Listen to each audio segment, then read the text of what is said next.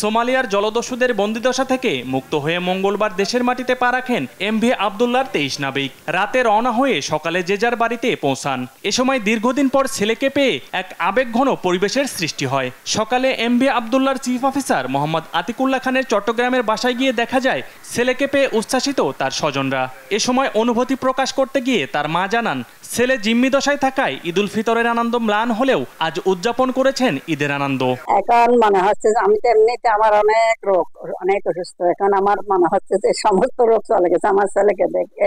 জিম্মি অবস্থায় থাকাকালীন পরিবারের কাছে ফেরা নিয়ে সংশয় ছিল। উল্লেখ করে আতিকুল্লাহ খান জানান, জাহাজ থেকে নেমে ফিরে পেয়েছেন নতুন জীবন। কঠিন একটা মুহূর্ত থেকে এখন সবচেয়ে সুন্দর একটা মুহূর্ত আল্লাহ আমাকে দিয়েছে। এই জন্য আমি আল্লাহর কাছে শুকরিয়া এবং দেশবাসী যারা আমাদের জন্য দোয়া করেছেন তাদের প্রতি আসলে কৃতজ্ঞতা আমি কখনো শেষ করতে পারবো না। আমার জীবনের পাওনা একটা বলতে এই যে সারা বাংলাদেশের মানুষের ভালোবাসা পেয়েছি, এটা আমার জন্য আমার জীবনের সর্বোচ্চ একটা পাওয়া।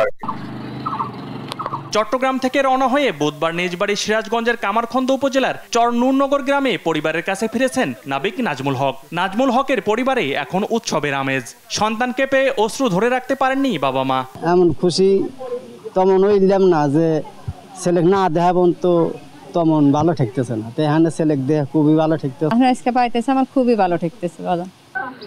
নাজমুলকে দেখতে তার বাড়িতে ভিড় করেন প্রতিবেশী ও তার আত্মীয় স্বজনরা। তারাও স্বস্তির কথা জানান। জলদস্যুদের কবল থেকে মুক্ত হয়েই দেশে ফেরার ইচ্ছে পূরণ হওয়ায় আনন্দ প্রকাশ করেন নাবিক নাজমুল। ওইখান থেকে ছাড়া পাওয়ার পরে বাড়িতে আসার একটা মন মানসিকতা তৈরি হয়েছিল। পোর্টে আসার পরে ওখানে যাই দেখে অনেক মানুষ, হাজার হাজার মানুষ আমাদের জন্য অপেক্ষা করতেছে।